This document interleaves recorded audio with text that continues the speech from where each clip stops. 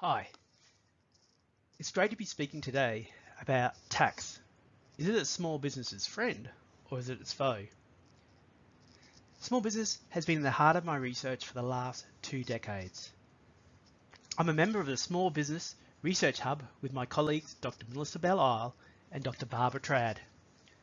Also, I'm part of the Griffith Tax Clinic that sees university students under the supervision of a registered tax agent provide free tax assistance to the community, including small and micro businesses. These free clinics are around the country, so please have a look at the National Tax Clinic program and see if there's a clinic close by you. Now, small businesses account for 2/3 of the outstanding tax bill for the ATO. That amounts to about $33 billion of collectible debt. Clearly, there is a problem with small businesses and tax. But is it tax itself, or is there something else that is happening? Is tax actually the canary in the cage when it comes to a business's health and viability? Our research demonstrates that many small business owners don't see tax itself as the problem. Rather, the problems are tight profit margins, especially if they're operating in an industry where they're a price taker. Also, they see problems more with late paying debtors, especially if they have to pay tax before they receive payment from their debtors. Thirdly, part of it is about managing their cash flow, as they can spend the tax they hold before they need to pay it to the ATO. Now, tax as a foe. This is probably not a difficult argument to substantiate. Clearly, paying taxes will reduce the profit margins for small businesses. Additionally, small businesses need to manage their tax they hold in their bank account before they pay it and remit it to the ATO. Taxes adds paperwork. This is both in terms of having the records to substantiate what is income and what's deductions, but also completing tax returns and business activity statements to the ATO. Tax can add stress to the small business owner. Also, importantly, tax can actually distract the small business owner from their core business activity, which then can undermine their business. Overall, this imposes compliance costs for the small businesses, which research demonstrates that as a percentage of profit, tax compliance costs are regressive for small business owners compared to large businesses. These compliance costs include paying staff, as well as advisors, as well as lost opportunity costs that can result. Additionally, there can be the multiplier effect. You can have multiple taxes that you need to comply with, you've got multiple tax returns that you need to do, and you've got multiple payment times that can occur. This multiplies the confusion and the compliance costs in relation to tax for a small business. Additionally, tax and expansion, particularly through employing others, can be particularly a pain point for small businesses, particularly for the first 1 to 5 employees. This can be due in part to industrial relations law, but also the tax obligations that small businesses will have as an employer in terms of withholding tax from employees' wages, but also compliance with the super guarantee system. It's important to appreciate that tax aids this withholding of tax by employers aids tax compliance. If we reflect upon that, small businesses account for about 41% of employees in Australia. Approximately, it looks like they're collecting approximately about 16% of the federal government's tax revenue on behalf of the government. That's just in relation to their employees.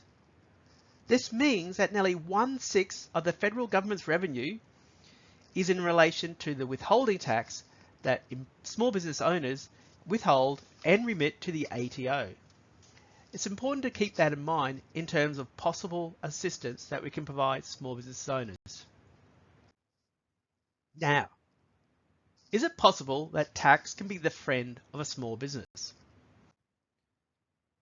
Well, the first thing is, if it was not for tax obligations, research demonstrates that small businesses would not create records or collect data.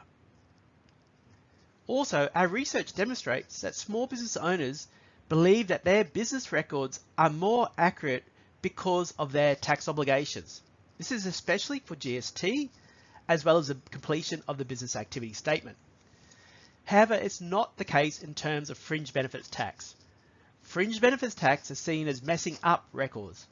This in part can be due to the special valuation rules that fringe benefits requires, as well as the unusual tax year that it has compared to the normal financial year ending on 30 June. Also, tax can be seen as a friend because tax has created the incentive for many small business operators to adopt technology.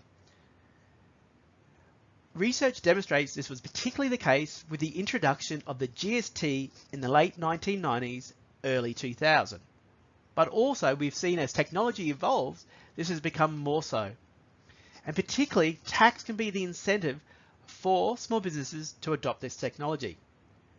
This technology can be a friend because it can enable small businesses to generate reminders to outstanding debtors. It also can enable them to generate easily financial statements in terms of their small business, such as profit and loss, as well as cash flow. Also, that technology can allow for complementary calculations. For example, the calculation of super guarantee on ordinary time earnings. Also, tax can be seen as a friend of a small business because it creates points and times, whether they're monthly, quarterly, or yearly. Particularly quarterly seems to be preferable, as the research demonstrates. It allows an opportunity for the small business owner to sit down and reflect on the business activity. Also, it can create an incentive to seek professional assistance. But generally, research demonstrates that small business owners will only see their professional advisor twice or 3 times a year.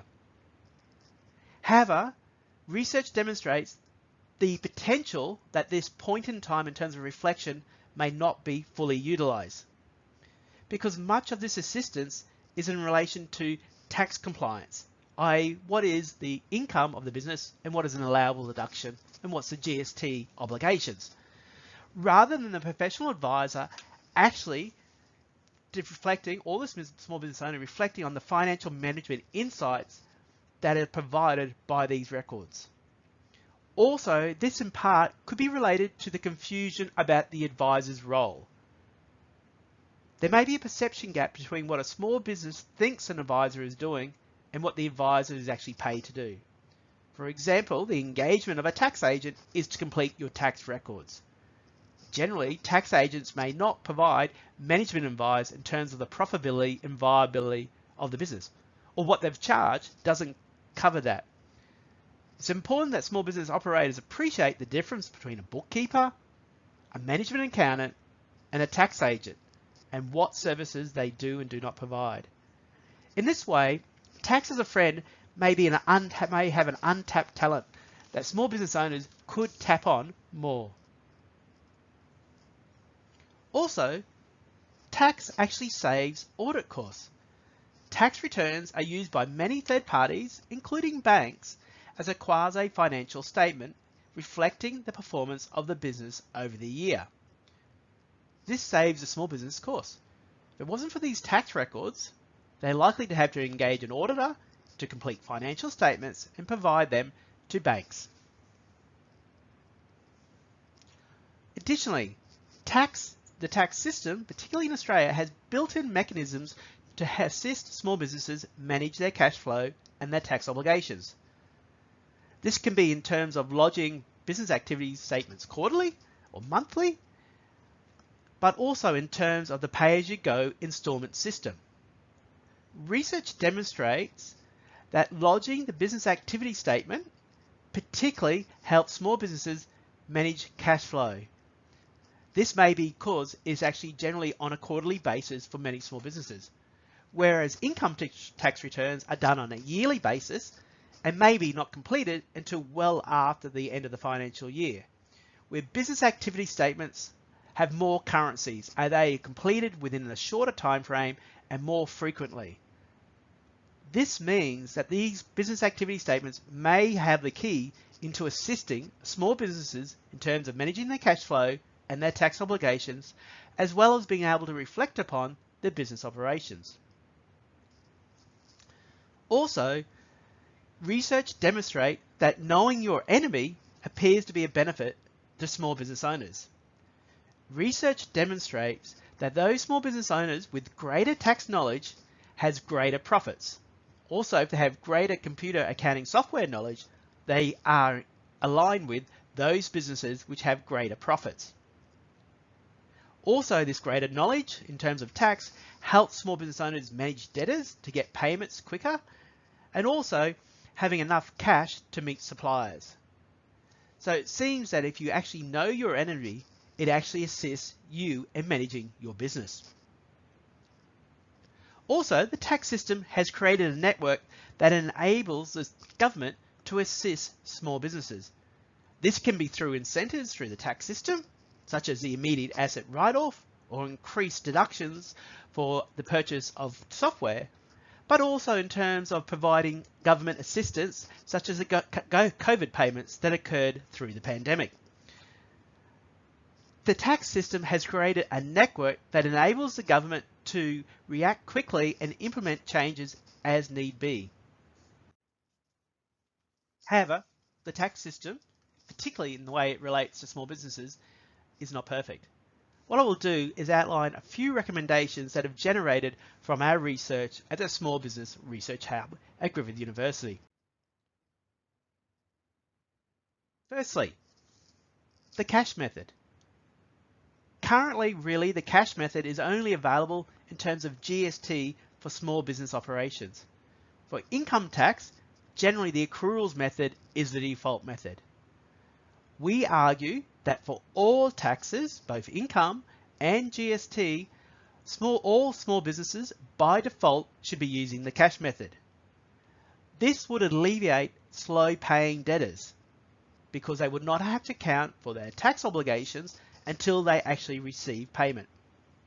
Currently, a lot of times they will have to account for tax when they issue the invoice, even though they might not be paid, for 60 to 90 or even 120 days. This is a simple recommendation to assist many small businesses. Also, more of an administrative suggestion is to prompt management reflection at the completion of the business activity statement. And this is by asking 4 questions, and this could be prompted on the business activity statement itself or in terms of lodgement. So the first question that should be prompted when a business completes their BAS is just saying, is your revenue greater than your expenses for the period, say the quarter? That is your business trading profitably? Research from credit agencies demonstrates that approximately 50% of small businesses may not be trading profitably. Second question to be reflected upon, has the business put enough money aside to meet regular financial commitments? That is, when does the business income sales come in? And is that different to when the business has to pay its expenses and taxes? Again, managing lumpy cash flow is an important skill that small businesses need to master. Being prompted by this at the completion of the BAS will help these small businesses reflect upon this. May not solve it, but it's important that small businesses actually reflect upon this. Thirdly, has a small business been able to pay the owner a wage as well as put money away into superannuation retirement savings? Again, research demonstrates that approximately 40% of small business owners are only getting paid below the average wage in Australia. And this is because they're paying their employees their entitlements or paying crucial debtors their payments and not looking after themselves. The fourth question is, has the business improved its financial position since last time? This may be that the profit margins, have they got better? Is the debt to equity ratio better? What's the working capital percentage like? We argue that Both the small business owner as well as their advisor should be prompted to think about this on the completion of the BAS. Another recommendation is alignment between the taxes. This is a alignment between the taxes in terms of when they have to be reported, the data that's required, and also then the payment systems. And this includes reflecting upon, is it possible to consolidate the taxes, both federal and state, and only have quarterly lodgements for those? In a way, monthly lodgements would be better, but our research demonstrates that monthly for many small businesses would be too frequent. Yearly is too few. The damage can be done, where quarterly seems a happy medium amount in terms of a greater time in terms that it's current and it's more manageable to do that. Also, can we use the tax system to drive good habits? And this includes having a rebate for the adoption of training and technology. Also, we argue that have a rebate in terms of seeking professional advice. Many small business owners will be reluctant to seek professional advice because of fear, of course, and being intimidated by the professional advisor. In particularly in terms of cost, we argue that the government will be better spent in terms of incentivizing small businesses, say through a refundable rebate, capped say at $5,000 for the first 5 years of business, to seek professional advice. That professional advice may be in relation to managing cash flow, the tax obligations, GST, maybe the business structure, or the use of computer accounting software. The more professional advice a small business seeks, the better the business will operate, the more profitability the business, and therefore, for the government, more tax revenue in the long run. Many of the tax concessions currently in the legislation are in relation to the end of life of a business, particularly the small business CGT concessions. It's been argued by others, and we agree, that maybe some of these should be removed and actually include some other tax incentives at the beginning of the life cycle of the business. This investment by the government at the beginning of the life cycle of business would actually pay greater dividends in the long run. Also, we argue that maybe there should be more discretion for the Commissioner of Tax to direct small business owners to undergo education rather than imposing fines and penalties when there's been a breach of tax law. Currently, the Commissioner of Tax has this in relation to super guarantee. We say this is probably a more positive interaction with the tax system for minor defaults compared to being imposed more additional interest and penalties. Also, we argue that maybe there should be more student-run tax clinics to assist small and micro businesses. In the recent federal government, there has been increased funding in terms to expand the operation, but currently most of the tax clinics are at capacity. We think the tax clinics run through universities and TAFE provide a great avenue, particularly for micro businesses, to seek free advice. Also, a recommendation is that we should support small businesses wanting to expand through employing others. Currently, that is a big pain point for small businesses, both in terms of tax, but also the industrial relations law around employment. One way that we can provide support is have a greater rebate for sole traders and partnerships. Currently, it's capped at $1,000. We argue that it should be increased to $5,000, but only for those sole traders and partnerships that are employing others. Similarly, the lower company tax rate of 25% should only be for those corporations that are actually employing others. It's only through the employment of others that small businesses can expand and also greater support for the economy. Small businesses that don't employ are still important, but particularly employing others has greater compliance costs, but also exponential benefit for the economy. We need to recognize this additional compliance cost of small businesses and provide them some support in this regard.